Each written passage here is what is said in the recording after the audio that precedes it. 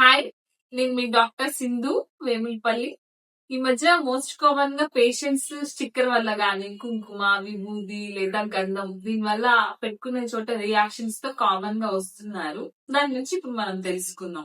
Sticker వెనకాల gum ఉంటుంది మనకి అతుక్కోవడానికి. ఆ గమ్ము వల్ల గానీ, కుంకుమ, గంధము, విభూది దీంట్లో కొన్ని డైస్ కలుపుతారు. ఆ డైస్ పడకపోవడం వల్ల గానీ ఇలాంటి అలర్జిక్ రియాక్షన్స్ వస్తాయి. దీన్ని బిందీ డెర్మటైటిస్ అని అంటారు. దీన్ని ఎలా ట్రీట్ చేసుకోవాలో చెప్తాను.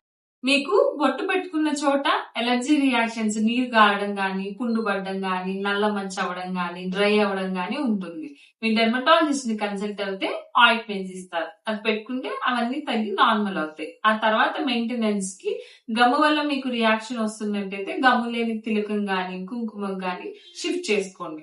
ఒకవేళ మీకు కుంకుమ వల్ల రియాక్షన్ వస్తే మీ డెర్మటాలజిస్ట్ దగ్గర ఆర్టిఫిషియల్ కుంకుమ అని ఇలాంటివి దొరుకుతాయి. ఇవి సేమ్ యాస్టిస్ కుంకుమ లానే ఉంటాయి, కానీ ఏ డై ఉండదు. దీనిలో కెమికల్ ఫ్రీ. ఈ డైస్ వాడుకుంటే మీకు మళ్ళీ ఇలాంటి బింది డెర్మటైటిస్ రాకుండా ప్రివెంట్ చేసుకోవచ్చు.